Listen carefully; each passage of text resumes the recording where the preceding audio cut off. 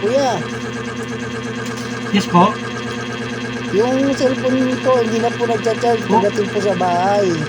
Di ba nag-charge po yan bago niyo po kinuha dito? Ayaw po mag-charge. Opo. Pagagawa niyo lang po yun. Nag-charge yan, di ba? Nakita niyo nga po yung nag-charge. Ito po, Opo, ayaw po mag-charge Ay. eh. Okay na, testing po natin. Alam po nag-charge po yun eh. Okay na.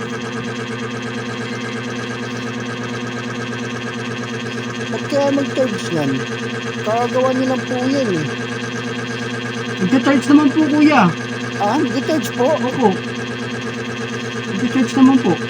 Ay, paano po yun? Nag-charge? Ba't sa amin ayaw? Ano po gagawin ko, kuya? Kasi, ano po gagawin ko? Kasi, Ay po, pala eh, sa akin nag-charge naman po. Okay naman po yung cellphone.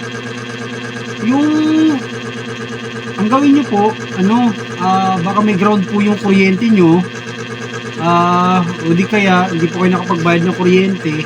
Siguro naputulan kayo, kaya walang kuryente dun sa bahay nyo. Or di kaya, pag ayaw pa rin mag-charge, kahit may kuryente na kayo, magpalit na po kayo ng bahay. Opo, baka yun po yung problema, kaya hindi po nagcha-charge yung cellphone nyo po. Ay, ito po ba yun, kuya? Aray ko, hindi pala yun.